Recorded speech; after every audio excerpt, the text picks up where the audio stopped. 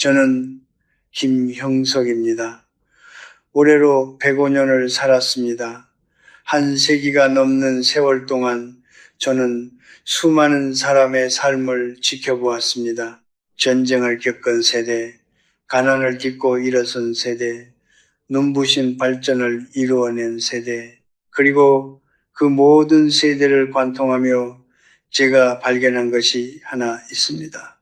인간은 자동차는 정성껏 관리하면서 정작 자신의 몸은 허술하게 다룬다는 사실입니다. 타이어 공기압은 꼬박꼬박 확인하면서도 오늘 아침 무엇을 먹었는지는 무심히 넘깁니다. 기름때 묻은 엔진은 바로 정비소에 달려가면서도 몸 안에서 조용히 타오르는 염증의 불씨는 수년간 모른 척 지나칩니다. 오늘 저는 여러분께 불편한 이야기를 드리려 합니다. 듣기 좋은 말이 아닙니다. 하지만 105년을 살아오며 배운 것이 있다면 진실은 언제나 달콤한 거짓말보다 훨씬 더 큰 선물이라는 것입니다. 많은 분들이 노년의 무너짐을 외부에서 찾습니다. 자식이 찾아오지 않아서, 친구가 곁을 떠나서, 세상이 나를 알아주지 않아서 라고 말합니다. 그러나 저는 묻고 싶습니다.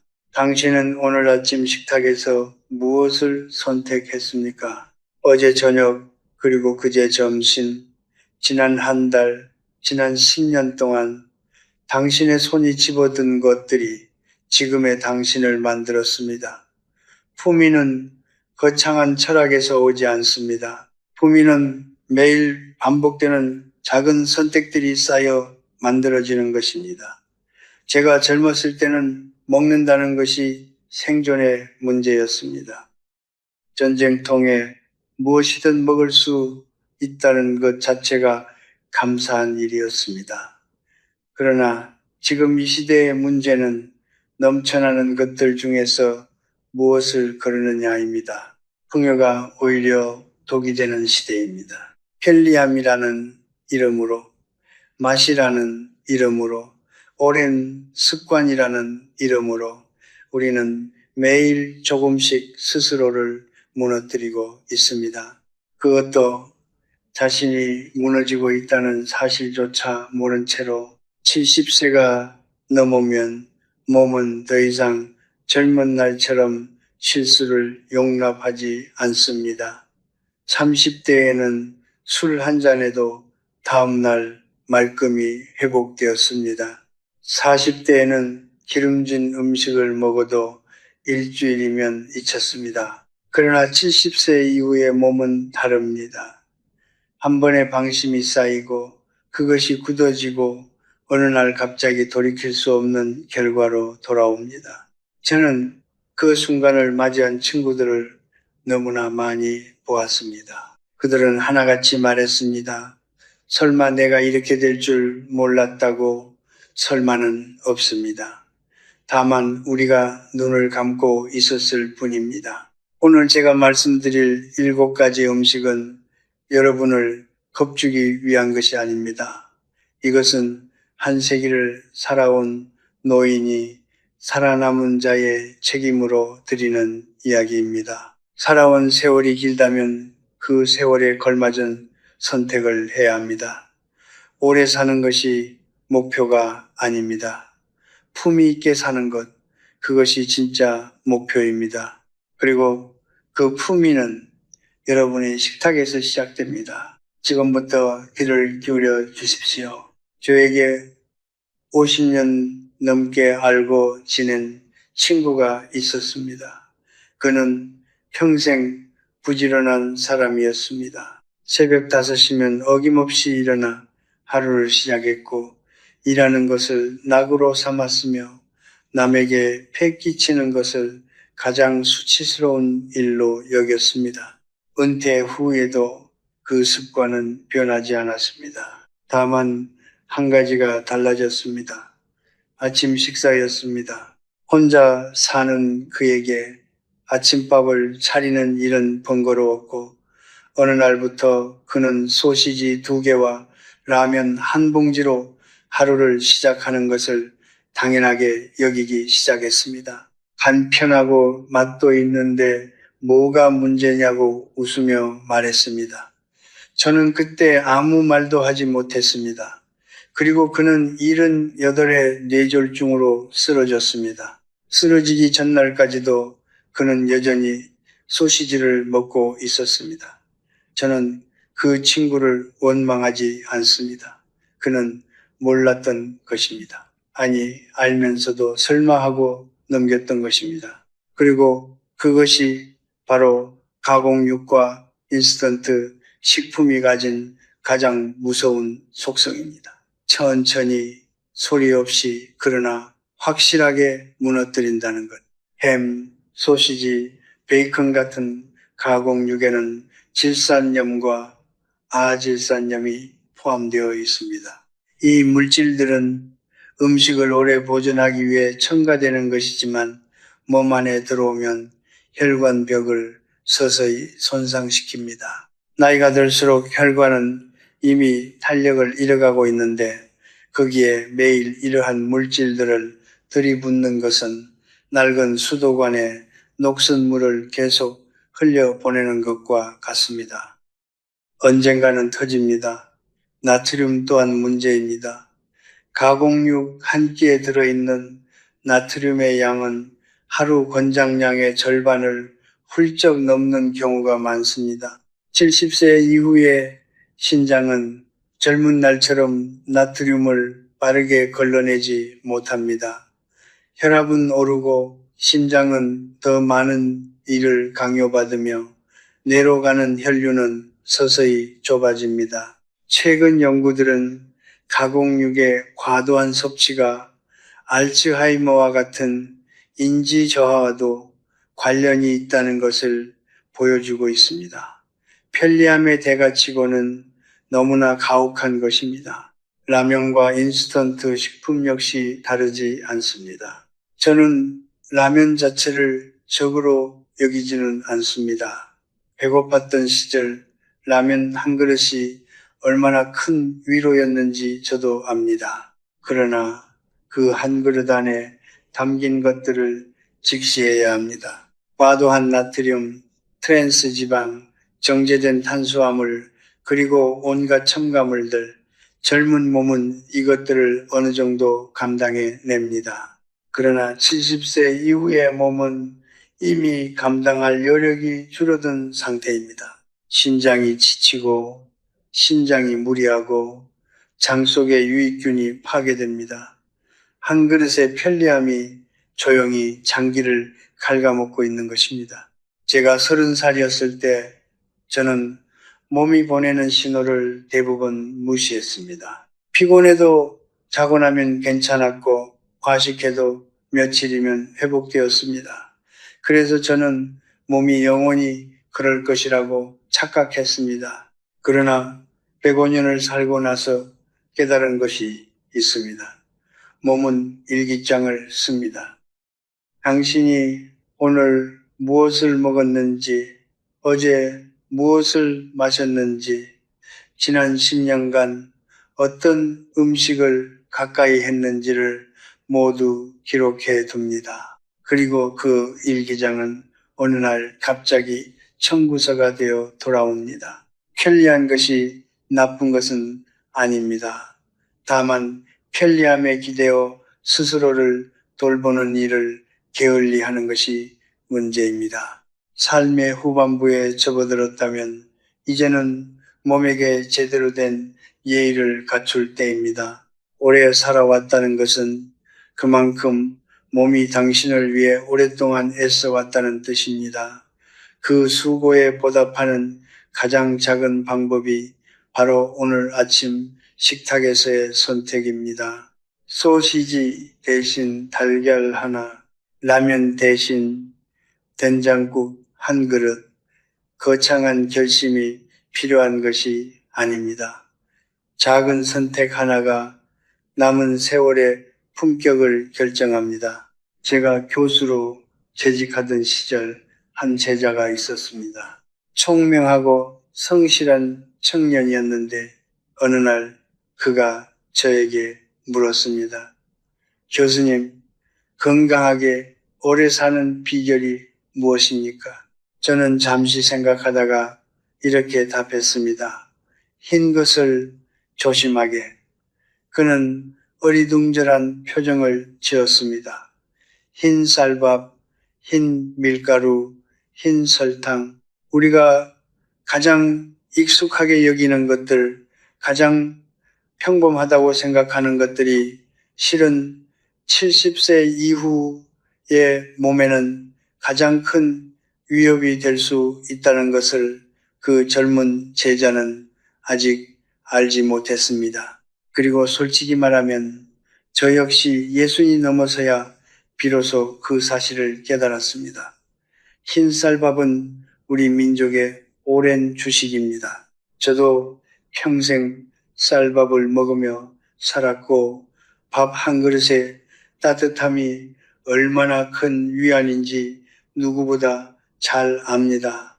그러나 정제된 탄수화물이 몸 안에서 하는 일을 알고 나면 그 위안이 마냥 달갑지만은 않습니다. 흰 쌀밥을 먹으면 혈당이 빠르게 치솟습니다. 건강한 젊은 몸은 인슐린을 재빠르게 분비하여 혈당을 낮춥니다. 그러나 70세 이후의 몸은 그 과정이 더디고 불안정합니다. 혈당이 오르고 내리기를 반복하면서 췌장은 지쳐가고 혈관은 손상되며 뇌세포는 서서히 영양 공급의 균형을 잃어갑니다. 당뇨는 어느 날 갑자기 찾아오는 것이 아닙니다. 매일 세끼 수십 년에 걸쳐 조용히 쌓인 혈당의 파동이 어느 순간 임계점을 넘어서는 것입니다. 그리고 당뇨가 시작되면 그 뒤를 따라오는 것들, 신부전, 실명, 말초신경, 손상, 인지 저하가 줄줄이 딸려옵니다. 흰 쌀밥 한 그릇이 이 모든 것의 시작점이 될 수 있다는 말이 아닙니다. 다만 매일 반복되는 그 선택이 쌓일 때 몸은 그것을 잊지 않는다는 것입니다. 저는 80이 넘어서부터 밥을 지을 때 현미와 잡곡을 섞기 시작했습니다. 처음에는 거칠고 맛이 없다고 느꼈습니다. 그러나 한 달이 지나자 몸이 달라지는 것을 느꼈고 석 달이 지나자 그것이 자연스러워졌습니다. 인간은 익숙한 것을 좋아한다고 믿지만 실은 반복된 것을 좋아할 뿐입니다. 무엇을 반복하느냐가 결국 무엇을 좋아하게 되는지를 결정합니다. 이제 튀긴 음식 이야기를 해야 할 것 같습니다. 치킨, 전, 튀김류, 이것들은 명절마다 손자들이 올 때마다 특별한 날마다 식탁을 풍성하게 만들어주는 것들입니다. 저도 그 즐거움을 부정하지 않습니다. 그러나 기름이 높은 온도에서 가열될 때 무슨 일이 일어나는지를 알아야 합니다. 기름은 산화됩니다. 산화된 기름 안에는 자유라디칼이라는 불안정한 분자들이 생성되는데 이것들이 몸 안에 들어오면 세포를 공격하고 손상시킵니다. 이것이 바로 노화를 가속화하는 메커니즘입니다. 불꽃이 일어나는 것이 아니라 몸 안에서 작은 불씨들이 끊임없이 타오르며 조직을 조금씩 태워나가는 것입니다. 염증이 만성화되면 관절이 아프고 혈관이 붓고 뇌가 흐려지기 시작합니다. 의사들이 만성염증을 노화의 핵심 원인으로 지목하는 이유가 바로 여기에 있습니다. 제가 30살이었을 때는 튀김을 먹고 나서도 아무 이상이 없었습니다. 그래서 문제가 없다고 생각했습니다. 그러나 지금 돌이켜보면 문제가 없었던 것이 아니라 몸이 묵묵히 감당하고 있었던 것입니다. 70세 이후의 몸은 더 이상 그 묵묵함을 유지하기 어렵습니다. 이제는 몸이 보내는 신호에 귀를 기울여야 합니다. 식사 후 유독 피곤하다면, 관절이 이유 없이 뻐근하다면, 머리가 자주 무겁게 느껴진다면 그것은 몸이 조용히 보내는 청구서일 수 있습니다. 흰 것을 줄이고 튀긴 것을 멀리하는 것, 이것이 화려한 건강 비결처럼 들리지 않는다는 것을 압니다. 그러나 105년을 살아온 저는 확신합니다. 가장 단순한 것이 가장 오래 지속되는 지혜입니다. 몸은 당신이 생각하는 것보다 훨씬 정직합니다. 당신이 무엇을 넣어주느냐에 따라 몸은 그대로 돌려줍니다. 오늘의 식탁이 10년 뒤에 당신을 만든다는 것을 잊지 마십시오. 저는 오래 살면서 한 가지 진실을 배웠습니다. 사람을 가장 깊이 해치는 것은 낯선 적이 아니라 오랫동안 곁에 있어 의심조차 하지 않게 된 것들이라는 사실입니다. 관계에서도 그렇고 습관에서도 그렇습니다. 그리고 식탁에서도 그렇습니다. 오늘 제가 말씀드릴 두 가지, 달콤한 음료와 지나치게 짠 음식은 바로 그런 것들입니다. 평생 곁에 있었기에 의심하지 않았고 의심하지 않았기에 그 피해를 알아채지 못한 것들입니다. 먼저 달콤한 음료와 믹스 커피 이야기를 하겠습니다. 우리나라 어르신들 중에 하루에 믹스 커피 한두 잔을 즐기지 않는 분이 과연 얼마나 될까요? 오랜 친구와 마주 앉아 나누는 믹스 커피 한 잔, 오후에 나른함을 달래주는 달콤한 음료 한 모금, 그 안에 담긴 위로와 정을 저는 결코 가볍게 여기지 않습니다. 그러나 그 달콤함 뒤에서 조용히 일어나는 일을 여러분께 말씀드려야 할 의무가 있습니다. 믹스커피 한 봉지 안에는 평균 12g에서 15g의 당이 들어있습니다. 탄산음료나 과일 주스 역시 마찬가지입니다. 이 당분은 혈당을 빠르게 올렸다가 급격히 떨어뜨립니다. 그 과정에서 몸이 치르는 대가가 있습니다. 뼈에서 칼슘이 빠져나갑니다. 혈당의 급등락이 반복될수록 뼈는 더 많은 칼슘을 잃고 그 자리를 채우지 못하면 골밀도가 낮아집니다. 70세 이후에 골다공증이 무서운 이유는 단순히 뼈가 약해지기 때문이 아닙니다. 가벼운 낙상 하나가 곡관절 골절로 이어지고 곡관절 골절은 노인에게 있어 삶의 방향을 완전히 바꾸어 놓는 사건이 되기 때문입니다. 저는 그 과정을 걸어간 친구들을 보았습니다. 넘어지기 전까지는 누구보다 건강해 보였던 사람들이 한 번의 낙상 이후 다시는 예전으로 돌아오지 못했습니다. 달콤한 음료는 그 과정에서 오랫동안 조용한 공범이었습니다. 이제 더 어려운 이야기를 해야 합니다. 저는 이 부분을 말씀드리는 것이 쉽지 않습니다. 왜냐하면 이것은 단순히 음식의 문제가 아니라 우리의 문화와 정체성과 맞닿아 있는 이야기이기 때문입니다. 바로 짜게 담근 김치와 젓갈류 이야기입니다. 저는 우리 음식 문화를 사랑합니다. 어머니가 손수 담근 김치의 맛, 겨울이면 독에서 꺼내던 깍두기의 아삭함, 밥상 위에 올라온 갈치젓의 냄새, 그것들은 단순한 음식이 아니라 우리가 살아온 시간의 일부입니다. 그러나 바로 그렇기 때문에 이 이야기를 하지 않을 수가 없습니다. 사랑하는 것일수록 더 정직하게 바라보아야 하기 때문입니다. 지나치게 짜게 담근 김치와 젓갈류는 한국인의 나트륨 섭취량을 세계 최고 수준으로 끌어올리는 주요 원인 중 하나입니다. 세계보건기구가 권장하는 하루 나트륨 섭취량은 2000mg입니다. 그러나 우리나라 성인의 평균 나트륨 섭취량은 그 2배에 가깝습니다. 70세 이후의 신장은 이미 기능이 떨어진 상태에서 이 과도한 나트륨을 감당해야 합니다. 혈압은 오르고 심장과 혈관은 지쳐갑니다. 그리고 더 나아가 위 점막이 지속적으로 자극을 받으면 위암의 위험도 높아집니다. 한국이 위암 발생률에서 세계 상위권을 오랫동안 유지해온 것은 단순한 우연이 아닙니다. 우리의 식탁과 무관하지 않습니다. 저는 여러분께 김치를 끊으라는 말을 하는 것이 아닙니다. 오랜 식습관을 하루아침에 바꾸라는 것도 아닙니다.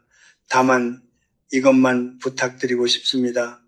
조금 덜 짜게 믹스커피 2봉지를 한 봉지로 탄산음료 대신 따뜻한 물 한 잔으로 작은 조정이면 충분합니다. 오래된 습관을 하루에 한 잼씩 바꾸는 것, 그것이 노년에 가능한 가장 지혜로운 혁명입니다.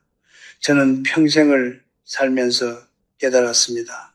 우리를 가장 오래 붙잡고 있는 것은 나쁜 사람이 아니라 나쁜 습관이라는 것을, 그리고 습관은 결코 나를 배신하지 않는다는 점에서 사람보다 훨씬 더 공정합니다.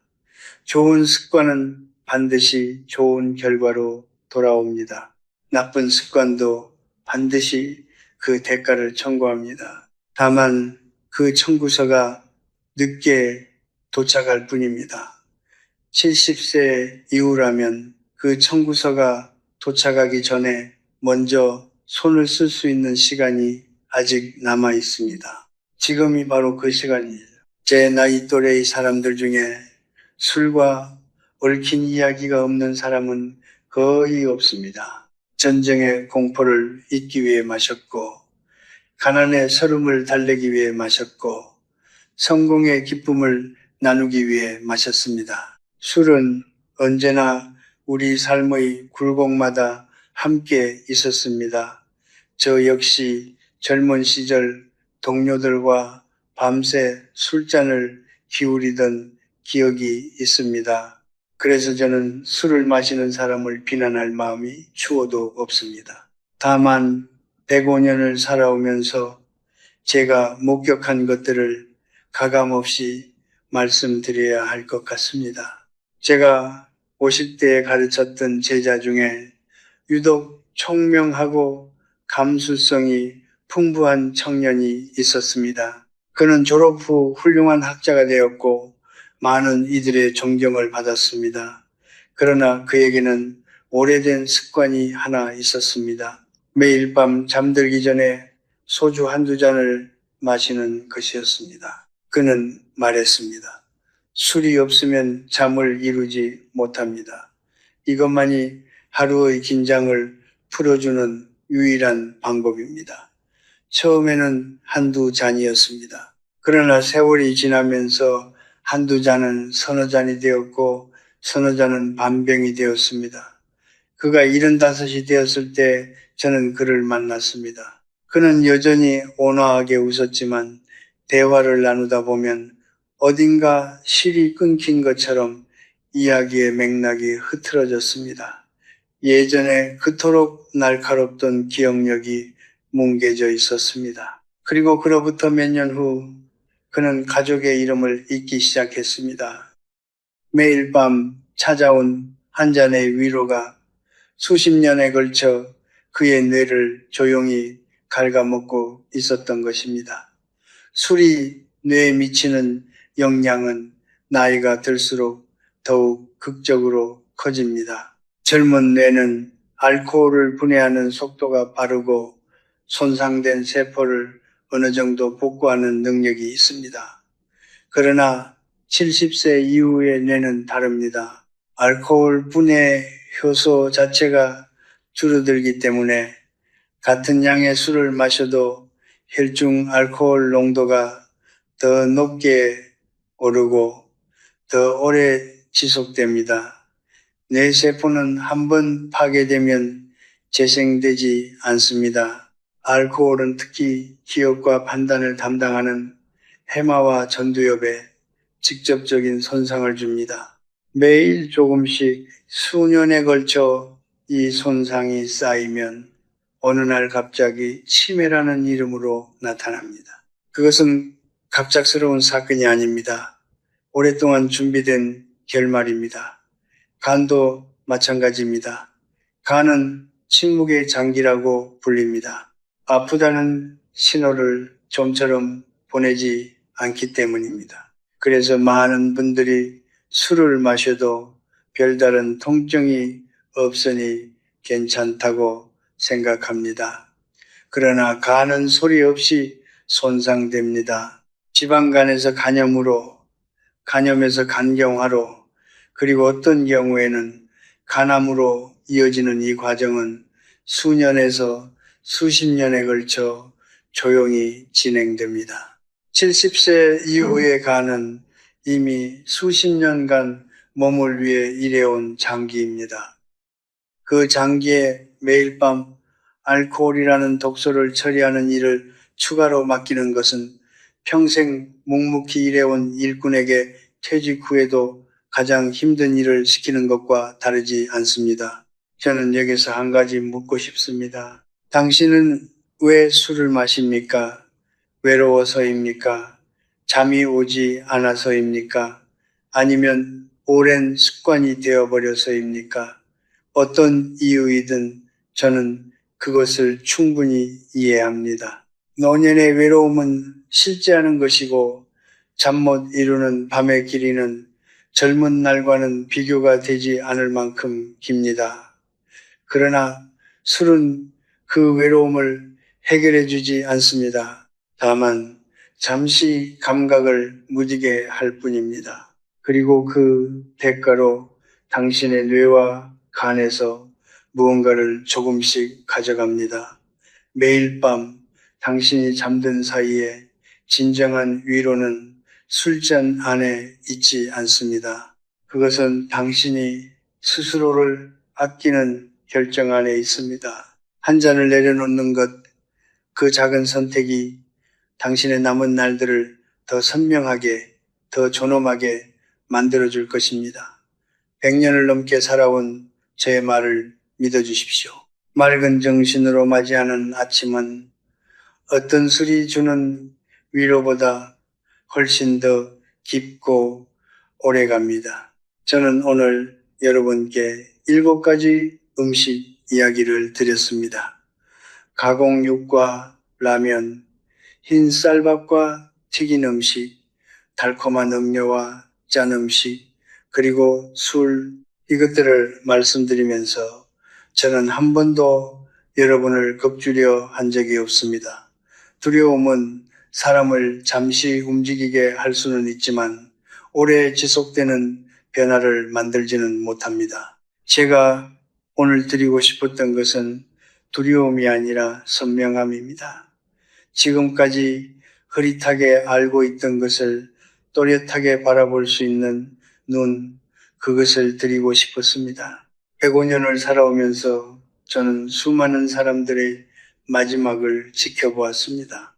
어떤 이는 병상에서 고통스럽게 세월을 보냈고, 어떤 이는 끝까지 맑은 정신으로 자신의 삶을 스스로 마무리했습니다. 그 차이가 어디서 왔는지를 저는 오랫동안 생각했습니다. 재산의 차이도 아니었고, 자식의 수도 아니었고, 타고난 유전자도 결정적인 요인이 아니었습니다. 가장 큰 차이는 놀랍도록 단순한 곳에 있었습니다. 매일의 작은 선택들이었습니다.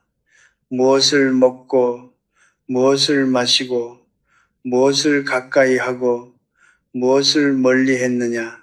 그 선택들이 수십 년에 걸쳐 쌓여 한 사람의 노년을 만들어낸 것입니다.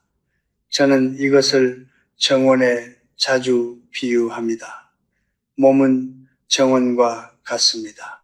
정원은 한 번에 완성되지 않습니다. 매일 조금씩 물을 주고 잡초를 뽑고 햇빛이 잘 드는 곳에 씨앗을 심는 일이 쌓여야 합니다.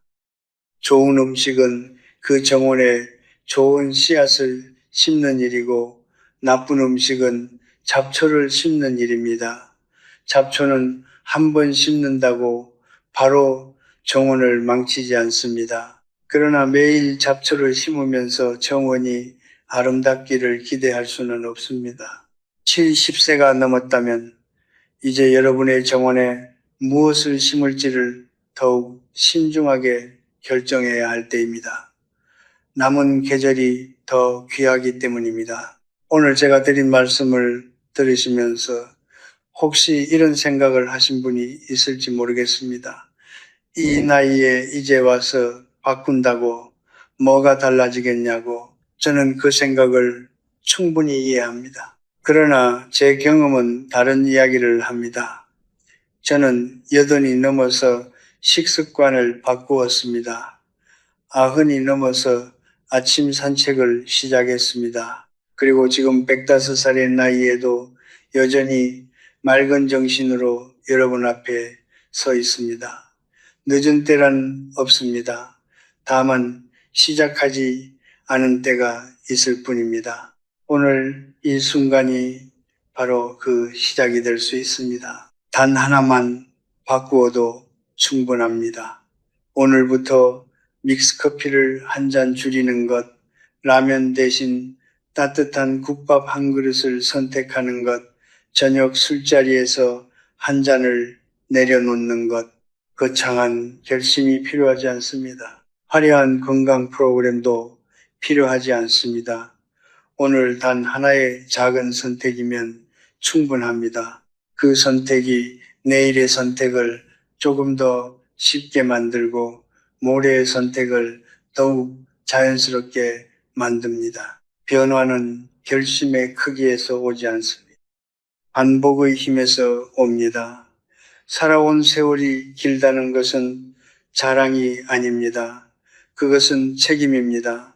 그 세월 동안 묵묵히 당신을 지탱해 온 몸에 대한 책임, 아직 함께할 날들을 더 존엄하게 만들어야 할 책임, 자신의 몸을 아끼는 것은 자신을 사랑하는 가장 구체적인 방법입니다. 그리고 자신을 사랑하는 사람만이 곁에 있는 이들을 진정으로 아낄 수 있습니다. 스스로를 함부로 다루면서 타인에게 존중받기를 바라는 것은 씨앗을 심지 않고 열매를 기다리는 것과 같습니다. 저는 오늘 이 자리에서 여러분께 마지막으로 이 말씀을 드리고 싶습니다. 삶은 화려한 날들의 합산이 아닙니다. 삶은 평범한 하루하루가 조용히 이어지는 것입니다. 그 평범한 하루의 식탁에서 여러분이 어떤 선택을 하느냐가 결국 여러분의 노년을 만듭니다. 품위 있는 노년은 거창한 곳에서 시작되지 않습니다. 오늘 아침 식탁에서, 오늘 저녁 손에 든 잔에서, 바로 그 작은 순간에서 시작됩니다. 살아온 날들에 대한 가장 아름다운 예의는 남은 날들을 스스로 소중히 여기는 것입니다. 여러분의 식탁이 약이 되기를, 여러분의 노년이 평온하고 존엄하기를 105년을 살아온 한 노인이 진심으로 바랍니다. 삶은 요란한 축제가 아닙니다. 삶은 조용하고 품위 있는 계속입니다.